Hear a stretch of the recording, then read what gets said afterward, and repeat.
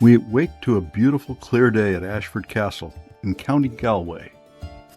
On the way to the dining room for breakfast, we take in the opulent decor. From 1852 to 1939, the castle was home to the Guinness family of the beer fortune. Sir Benjamin Lee Guinness added 2 large Victorian-style additions to the Norman castle dating to 1228 and the 18th century hunting lodge in the style of a French chateau. We have 2 nights here, so more about the castle later. John picks us up and we're headed to Killary Fjord. It's the only fjord, or at least one of 3 fjords in Ireland. A fjord's defined as a long, narrow, deep inlet carved by a glacier. The sheltered waterway is perfect for mussel farms. The white floats in the water are strings of mussels. We're here to visit the Killary sheep farm. The steep hills and rocky ground make farming difficult, but the same hills provide some protection from the harsh winters along the western coast. The farm is a traditional working mountain farm with 200 black-head horned sheep, which are well suited to the harsh climate and the rugged terrain. These rough pastures are best worked with dogs, and we're here to get a demonstration of how they do it. This is Rex, ready to go to work. When his handler releases him, Rex is off like a shot toward the sheep. He knows his job. It's amazing to watch Rex and his handler work. The handler uses voice commands to Rex, and Rex does the rest. Come, start. Wait.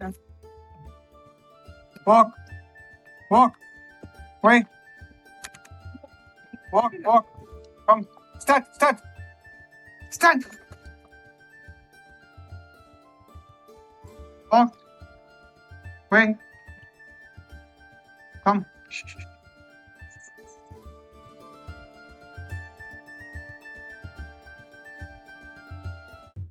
Rex delivers the sheep to the pen and gets his reward, praise and attention. It's a great morning in Ireland's western coast. Now's the time to sample those mussels at Hamilton's Bar in Leenaun, near the head of the fjord.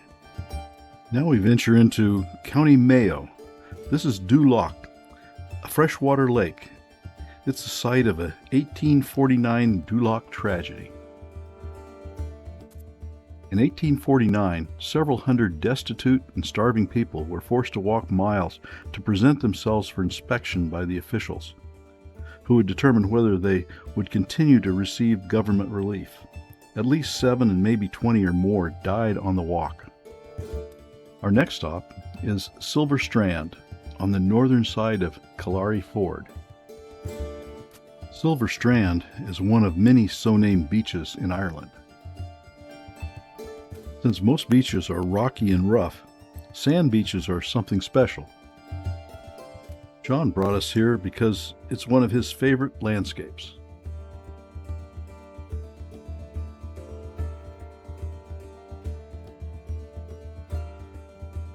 Besides the landscapes, it offers some other interesting subjects for photography.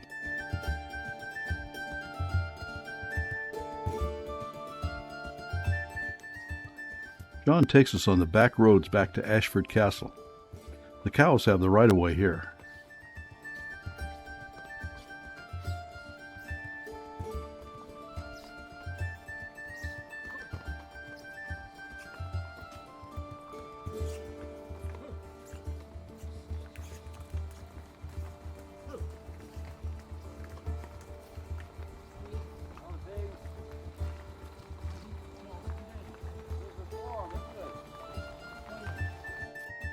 We make one more stop before Ashford, Ballymagibbon Cairn.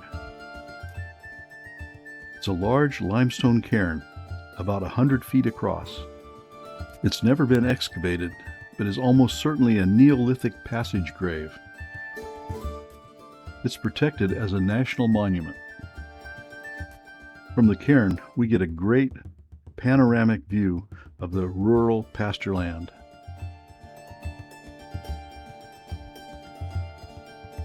Back to our room at Ashford Castle to drop off our camera bags.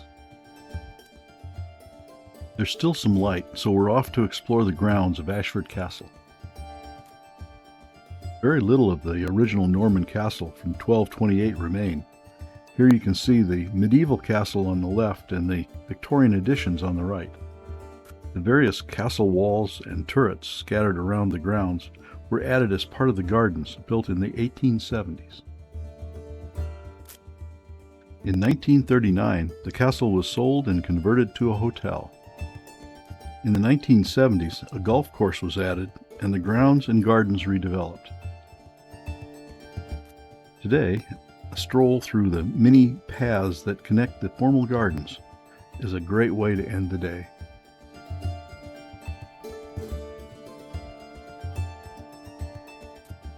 In the morning, we check out of Ashford Castle. We're headed south to explore County Clare. As we drive through Galway, I spot a photogenic sailboat, and we have to take a stop for a couple pictures. Our next stop are the famous Cliffs of Moher. Too bad yesterday's beautiful weather has turned into a steady drizzle. The cliffs run for about 9 miles. At the southern end, they rise 390 feet above the Atlantic. A prominent structure on the top of the headland is the O'Brien's Tower, which marks the highest point of the Cliffs of Moher. It was built in 1835 as an observation tower for English tourists. The weather is not getting any better.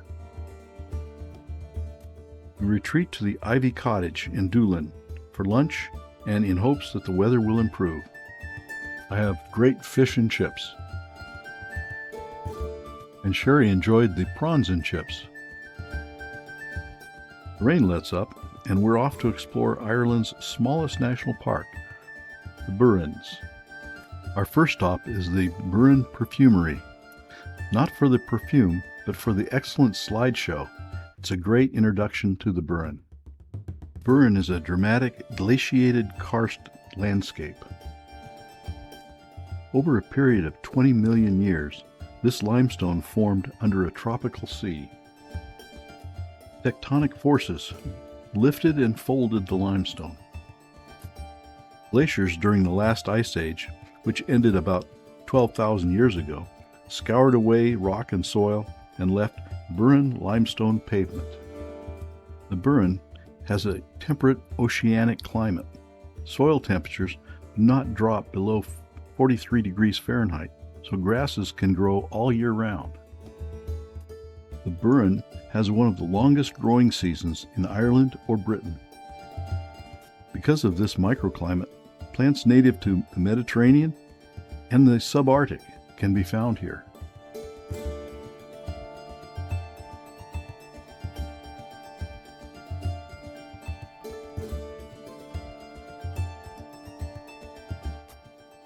John delivers us to Dromolin Castle.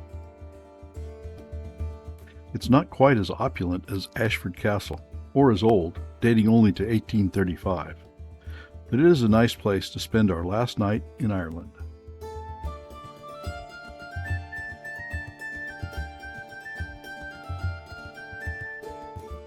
In the morning, John picks us up for the drive across the country to Dublin to catch our flight to Edinburgh, where our adventure will continue.